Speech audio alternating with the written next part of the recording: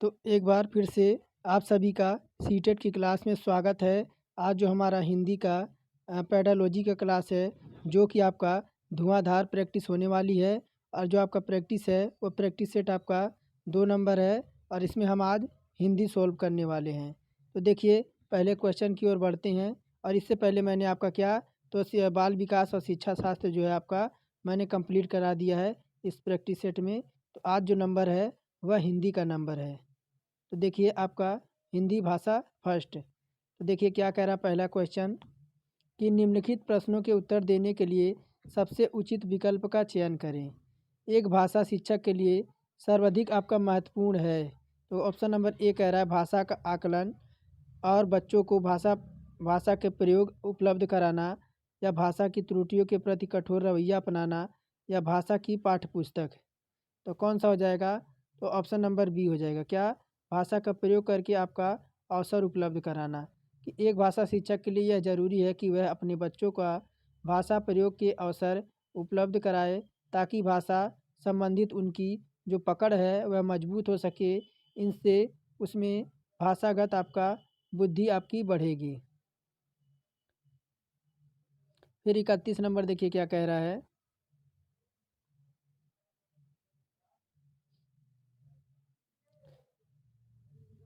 32 number है कि भाषा की कक्षा में 31 नंबर कट गया।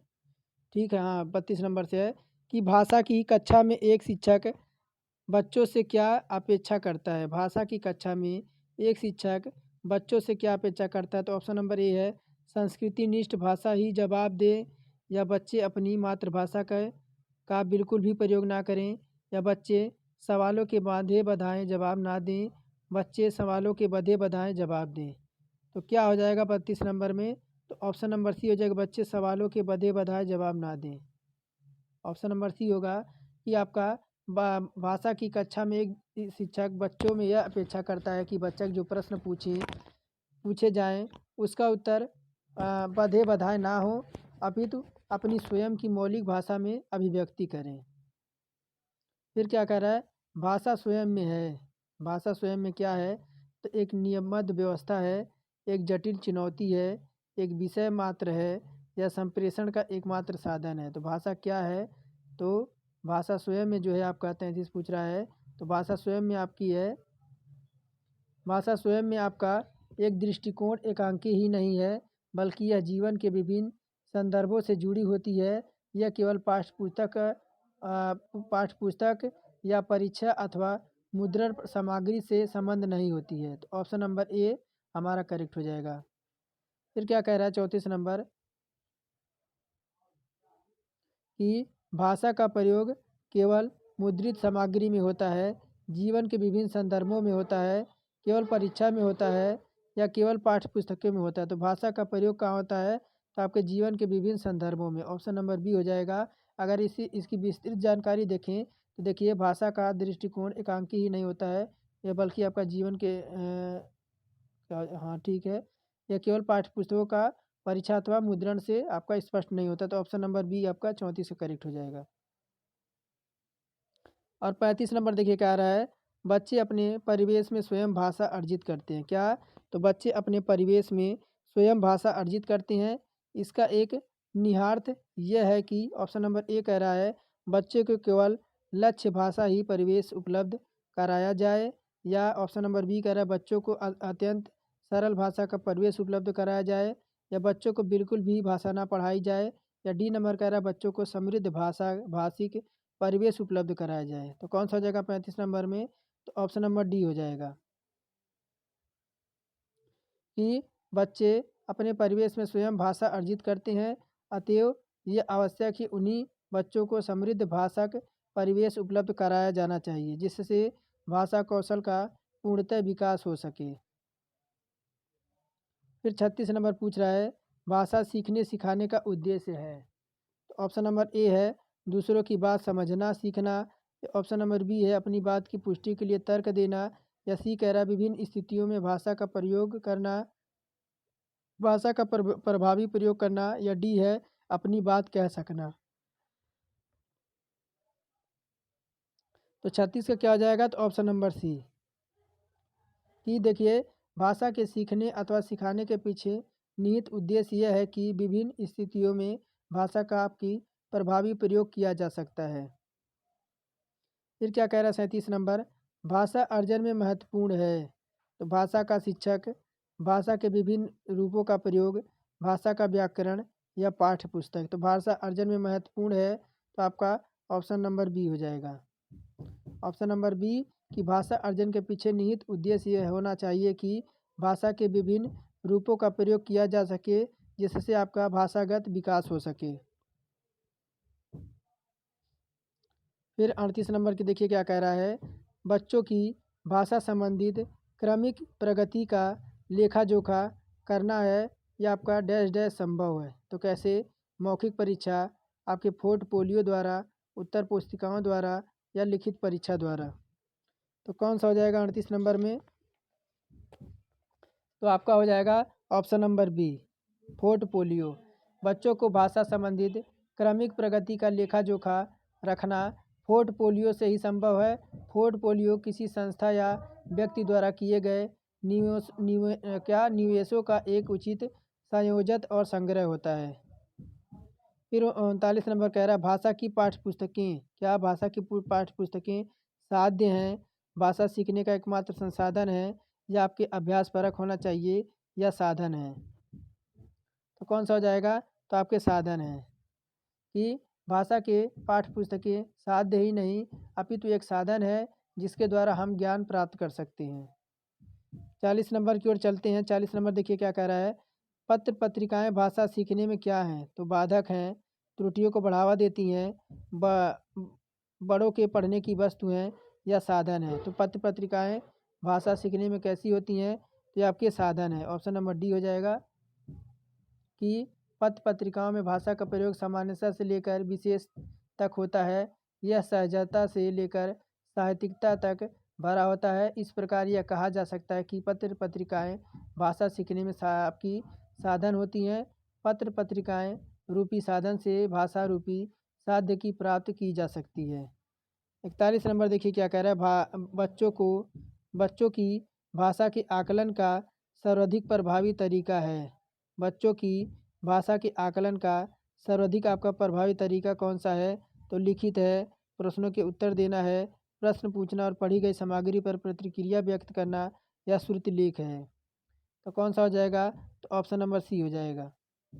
ऑप्शन नंबर सी हो जाएगा कि बच्चों की भाषा का आकलन का सर्वाधिक प्रभावी तरीका ये है कि उनसे पाठ्यपुस्तक सामग्री पर प्रश्न पूछा जाए और उस पर आपकी जो है प्रतिक्रिया को व्यक्त किया जाए जिससे भाषा का समुचित विकास हो सके।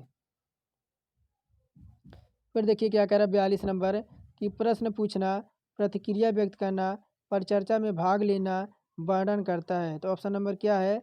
केवल साहित्य गतिविधियाँ हैं या भाषा आकलन के तरीके मात्र हैं या भाषा सीखने सिखाने और आकलन के तरीके हैं या डी कह रहा है कि केवल शिक्षण पद्धति है। तो देखिए 42 का क्या हो जाएगा? तो option number C. Option number C हो जाएगा कि भाषा सीखने सिखाने आकलन करने के तरीके के अंतर्गत आपके निम्न बातों के ध्यान देना चाहिए कि आपका प्रश्न पूछना, प्रतिक्रिया व्यक्त करना और परिचर्चा पर भाग लेना और चौथा है आपका वर्णन करना। तो ऑप्शन नंबर डी हमारा 42 का करेक्ट हो जाएगा। फिर देखिए क्या कह रहा है 43 नंबर कि बहुभाषिक एवं बहुसांस्कृतिक कक्षा में क्या है? तो ऑप्शन नंबर ए कह रहा है बच्चों को मातृभाषा का प्रयोग वर्जित होना चाहिए या बी है बच्चों को मातृभाषा का समुचित सम्मान स्थान देते हुए मानक भाषा से ही परिचय कराना चाहिए या सी कह रहा है बच्चों को केवल मानक भाषा का प्रयोग करने के लिए पुरस्कार प्रदान करना चाहिए या डी कह रहा है कि बच्चों की मातृभाषा का ही सदैव प्रयोग किया जाना चाहिए। तो कौन सा जगह 43 का? तो आपका ऑप्शन नंबर बी कि ऐसी कक्षाएं जहां अनेक भाषाएं एवं अनेक संस्कृतियों के विषय में जानकारी दी जाती है वहां सर्वप्रथम ये आवश्यक है कि बच्चों को मातृभाषा को समुचित सम्मान देते हुए उनके भाषा का परिचय कराना चाहिए। तो देखिए मैं आपको बता दूं, जब भी आप कोई भी वीडियो देखें तो आपको इस प्रकार मोड में देखें। मोबाइल को कभी इस मोड में ना रखें, इस मोड में ना रखें क्योंकि आपका छोटा दिखता है। मोबाइल को सदैव इस मोड में रखें, लैंडस्केप मोड पे, ताकि जो है आपको वीडियो बड़ा दिख सके। फिर देखिए क्या कह रहा है 44 नंबर, भाषा के व्याकरण की समझ को ऑप्शन नंबर ए है केवल वस्तुनिष्ठ प्रश्नों के माध्यम से आंका जाना चाहिए, या केवल लघुत्तर प्रश्नों के माध्यम से आंका जाना चाहिए, या निबंधात्मक प्रश्नों के माध्यम से आंका जाना चाहिए, या संदर्भ परक प्रश्नों के उत्तर से आंका जाना चाहिए। तो कौन सा होगा 44 का हो जाएगा आपका option number D. Option number D, जहाँ तक भाषा के व्याकरण की समझ का प्रश्न है, इसे महत्वपूर्ण संदर्भक एवं निबंध पूर्व प्रश्नों के माध्यम से। 45 नंबर देखिए क्या कह रहा है, निम्नलिखित में से कौन सी भाषा शिक्षण का उद्देश्य है। तो निजी अनुभवों के आधार पर भाषा का सृजनशील प्रयोग करना, या ऑप्शन नंबर बी है भाषा सीखते समय त्रुटियां बिल्कुल ना करना, या सी कह रहा है भाषा की बारीकी और सौंदर्य बोध का सही रूप से समझना की क्षमता का प्रोत्साहित करना, या डी है भाषा के व्याकरण सीखने पर बल देना। तो निम्नलिखित में से कौन सा भाषा शिक्षण का उद्देश्य है, तो आपका ऑप्शन नंबर सी, कि आपका भाषा शिक्षण का उद्देश्य है कि भाषा की बारीकियों को समझना एवं सौंदर्य बोध का आपका समान रूप से समझने की क्षमता का प्रोत्साहित करना। फिर देखिए आपको कविता दे रखा है, कविता को पढ़कर निम्नलिखित प्रश्नों के 46 से 51 तक उचित विकल्प चुनिए। तो देखिए कविता क्या कह रहा है, सुनता हूँ मैंने देखा है, क्या सुनता हूँ मैंने देखा है काले बादल में रहती चांदी का रेखा, काले बादल जाति द्वेष के, काले बादल विश्व कलेश के। फिर आगे बढ़ते हैं यहाँ पे,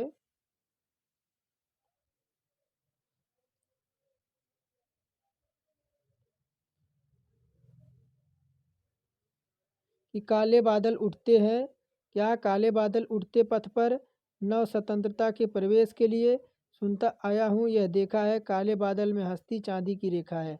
चांदी का रेखा जो कि आपकी सुमित्रा नंदन की आपकी क्या है, तो आपकी एक पंक्ति है।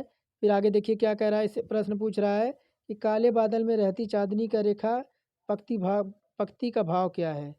काले बादल में रहती चांदी की रेखा पंक्ति का भाव क्या है, तो विपत्तियों के बीच आशा के किरण दिखाई देना, या बादलों के टकराने से बिजली चमकना, या अंधेरे के बाद प्रकाश आता है, या काले बादल में चांदी की रेखा रहती है। तो 46 का क्या हो जाएगा, तो 46 का जो हो जाएगा ऑप्शन नंबर सी। तो ऑप्शन नंबर सी होगा, अंधेरे के बाद आपका प्रकाश आता है।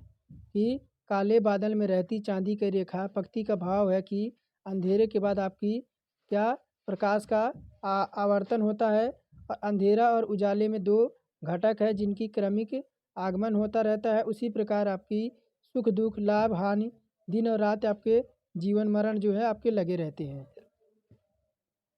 फिर देखिए क्या कह रहा है, काले बादल प्रतीक हैं डैश डैश किसके, तो जातिगत वैमनस्य के, मानसून द्वारा अपने अपने आने वाली खुशहाली के, या सी कह रहा तूफान के, या डी कह रहा गर्मी से मुक्ति के। तो काले बादल किसके प्रतीक हैं, तो आपके ऑप्शन नंबर ए जातिगत वैमनस्य के। और देखिए प्रस्तुत काव्यगत पंक्तियों में काले बादल जातिगत वैमनस्य के प्रतीक के रूप में यही दर्शाए गए हैं कि मानसून तूफान एवं गर्मी के संदर्भ में है।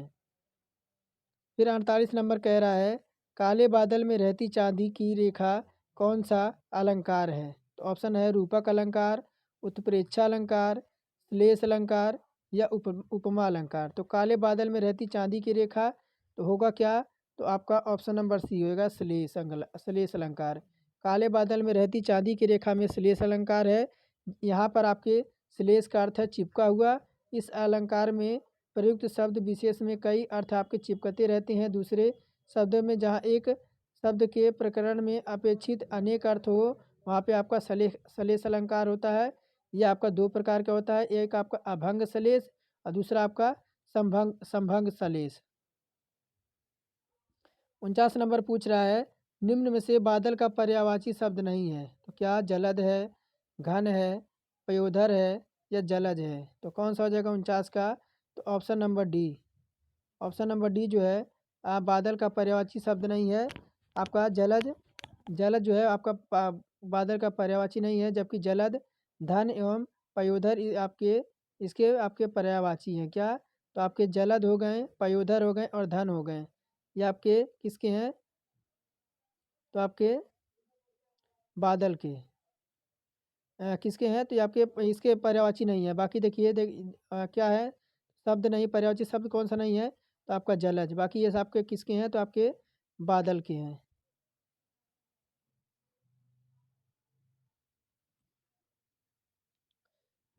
फिर 50 नंबर देखिए क्या कह रहा है। फिर देखिए 50 नंबर कह रहा है, स्वतंत्रता का विलोम शब्द है तो गुलाम है, परतंत्रता है, पराधीनता है या परतंत्र है। तो स्वतंत्रता का विलोम शब्द क्या आ जाएगा 50 नंबर में? तो आपका क्या हो जाएगा? तो ऑप्शन नंबर सी, पराधीनता। स्वतंत्रता का विलोम शब्द आपका क्या हो जाएगा? तो पराधीनता हो जाएगा। फिर 51 नंबर क्या कह रहा है? कभी क्या सुनने और देखने की बात कहता है। तो कभी क्या सुनने और देखने की बात कहता है? तो बिजली को, आशा की किरण को, निराशा को या बादलों को। तो क्या हो जाएगा? तो ऑप्शन नंबर बी हो जाएगा कि प्रस्तुत काव्य में कभी आशा की किरणों को देखने का एवं सुनने की बात करता है। कारण यह है कि आशा में यही समग्र सृष्टि आपकी अलंबित है, आशा ही आपकी जीवन है। फिर आपका एक गद्यांश हो गया है। आपको 52 से 60 तक उचित विकल्प को चुनिए। देखिए क्या कह रहा है। मुझे मालूम नहीं है कि भारत में तलोनिया नाम की भी कोई जगह है जहाँ हमारे देश के समसामयिक इतिहास की एक विस्मयकारी पत्र लिखा जा रहा है। उस वक्त तिलोनिया के बारे में मुझे इतनी जानकारी थी कि वहाँ पर एक स्वावलंबी विकास केंद्र चल रहा है जिसे स्थानीय ग्रामवासी स्त्री पुरुष मिलजुल कर चला रहे हैं। मुझे वहाँ जाने का अवसर मिला। बस्ती क्या थी? कुछ पुराने और कुछ नए छोटे छोटे घरों की झुरमुट थी। फिर देखिए क्या कह रहा है। वहाँ एक सज्जन ने बताया कि एक सुशिक्षित तथा उसके दो साथियों टाइपिस्ट और फोटोग्राफर ने मिलकर सन 72 में एक इस संस्थान की स्थापना की थी। संस्थान का नाम था सामाजिक कार्य शोध संस्थान यानी SWRC। फिर देखिए क्या कह रहा है। मेरे मन में संशय उठने लगे थे कि आज के ज़माने में वैज्ञानिक उपकरणों और जानकारी के बल पर ही तरक्की की जा सकती है, उसे कटकर अवहेलना करते हुए नहीं की जा सकती है। एक पिछड़े हुए गांव के लोग अपनी समस्या स्वयं सुलझा लेंगे, यह नामुमकिन था। वह सज्जन कह रहे थे कि हमारे गांव आज नहीं बसे हैं, इन गांवों में शताब्दियों से पूर्वज रहते आ रहे हैं। पहले हमारे ज़माने में भी हमारे लोग अपनी सूझ और पहलकदमी के बल पर ही अपनी दिक्कतें सुलझाते रहे होंगे।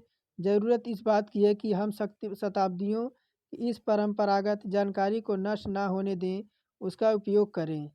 फिर मुझे समझाते हुए बोले, हम बाहर की जानकारी से भी पूरा पूरा लाभ उठाते हैं पर मूलतः स्वावलंबी बनना चाहते हैं। स्वावलंबी, आत्मनिर्भर। मुझे बार बार गांधी जी का कथन याद आ रहे थे कि मैंने गांधी जी का जिक्र किया तो वह बड़े उत्साह से बोले कि आपने ठीक ही कहा, यह संस्थान गांधी जी की मान्यताओं के अनुरूप ही चलता है। सदापन, कर्मठता, अनुशासन, सहभागिता, यहाँ सभी निर्णय मिल बैठकर किए जाते हैं। आत्मनिर्भरता, आत्मनिर्भरता से मतलब कि ग्रामवासियों की छिपी क्षमताओं को काम में लाया जाए। गांधी जी के अनुसार ग्रामवासी अपनी अधिकांश बुनियादी ज़रूरत की वस्तुओं का उत्पादन स्वयं करते हैं। तो क्या है? ये एक तीर्थ यात्री आपके किसके हैं? तो भीष्म साहनी की आपकी एक ये गद्यांश था। तो देखिए 52 नंबर पर पूछ क्या रहा है। समाज कार्य शोध संस्थान का उद्देश्य था। तो ऑप्शन नंबर ए है, उन्हें केवल अनुशासित करना, उन्हें केवल स्वावलंबी आत्मनिर्भर बनाना या उन्हें प्राचीन परंपराओं से परिचित करना, या डी है ग्रामवासियों को देश विदेश की जानकारी प्राप्त करना। तो सामाजिक कार्य तथा शोध संस्था जो खुली थी उसका उद्देश्य क्या था? तो उसका उद्देश्य था option number B. Option number B कि सामाजिक कार्य तथा शोध संस्था को स्थापना का उद्देश्य था कि उन्हें स्वावलंबी एवं आत्मनिर्भर बनाना। स्वावलंबी व्यक्ति कभी पराधीन नहीं होता है, वह स्वयं अपना विकास करता है, वह अपने जीवन की नींव खुद तैयार करता है। तो ऑप्शन नंबर बी हमारा करेक्ट हो जाएगा। फिर देखिए क्या कह रहा है 53 नंबर में कि लेखक का मानना था। ऑप्शन नंबर ए है, ग्रामवासी अपनी समस्या स्वयं सुलझा सकते हैं। या बी कह रहा है ग्रामवासियों को अपनी समस्या स्वयं सुलझाने की आदत है। या सी है आधुनिक समय में वैज्ञानिक उपकरणों और जानकारी से कटकर यह उसकी अवहेलना करके तरक्की नहीं की जा सकती। या डी कह रहा है कि आधुनिक समय में वैज्ञानिक उपकरणों और जानकारी के बल पर ही तरक्की नहीं की जा सकती है। कौन सा हो जाएगा 53 का? तो 53 का आपका ऑप्शन नंबर सी होगा। ऑप्शन नंबर सी होगा कि लेखक का मानना था कि लेखक की आधुनिक समय में वैज्ञानिक उपकरणों और जानकारी से कटकर यह उसकी अवहेलना करके तरक्की नहीं की जा सकती है। तरक्की के लिए आवश्यक है कि इस नवीन उपकरण का ज्ञान हो। तो ऑप्शन नंबर सी हमारा करेक्ट हो जाएगा। फिर क्या कह रहा है 54 नंबर, संस्थान के निर्णय और संचालन में आधारभूत भूमिका इनमें से किसकी है? संस्थान के निर्णय और संचालन में आधारभूत भूमिका इनमें से किसकी है? तो ऑप्शन नंबर ए कह रहा है केवल गरीब और दलित महिलाओं की। या ऑप्शन नंबर बी है उस गांव में रहने वाली सभी लोगों की। या गांव प्रधान की। या संस्थापक की। तो देखिए ऑप्शन नंबर बी हो जाएगा। ऑप्शन नंबर बी हो जाएगा कि संस्था के निर्णय और संसाधन में आधारभूत भूमिका उस गांव में रहने वाली सभी लोगों से संबंधित है, जो न किसी एक व्यक्ति की है। फिर क्या कह रहा है 55 नंबर, आत्म उपसर्ग किस शब्द में नहीं है? आत्म उपसर्ग किस शब्द में नहीं है? तो ऑप्शन नंबर है आत्मसम्मान में, आत्मीय में, या परमात्मा में, या आत्मनिर्भर में। कौन सा हो जाएगा 55 का? तो option number C. Option number C कि आत्म उपसर्ग आत्मसम्मान, आत्मीय, आत्मनिर्भर में और परमात्मा ये आपके उपसर्ग नहीं है।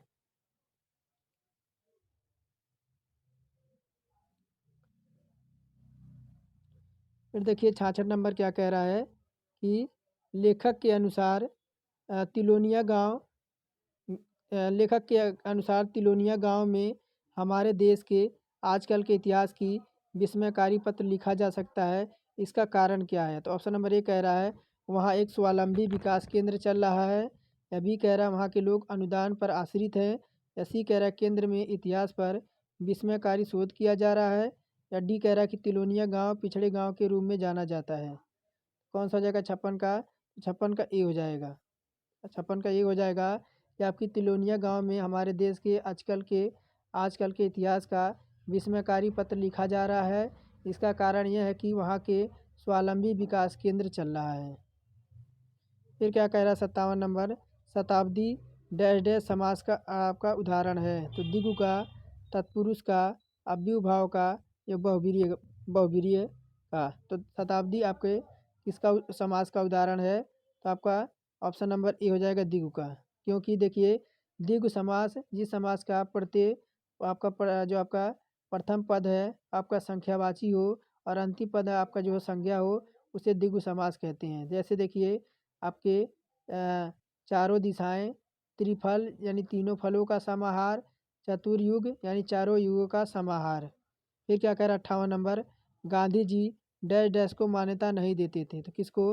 कर्मठता को, अकर्मण्यता को, सदापन को, आत्मनिर्भरता को। तो गांधी जी किसे मान्यता नहीं देते थे? तो ऑप्शन नंबर बी हो जाएगा आपके अकर्मण्यता को। यानी गांधी जी अकर्मण्यता को मान्यता नहीं देते थे। इसके अतिरिक्त वह सदापन, कर्मठता एवं आत्मनिर्भरता पर बल देते थे। फिर देखिए 59 नंबर क्या कह रहा है कि निम्नलिखित में से संज्ञा का उदाहरण नहीं है। तो स्वावलंब, अनुशासन, अनुशासित, या आत्मनिर्भरता। तो निम्नलिखित में से संज्ञा का उदाहरण कौन सा नहीं है? तो ऑप्शन नंबर सी अनुशासित।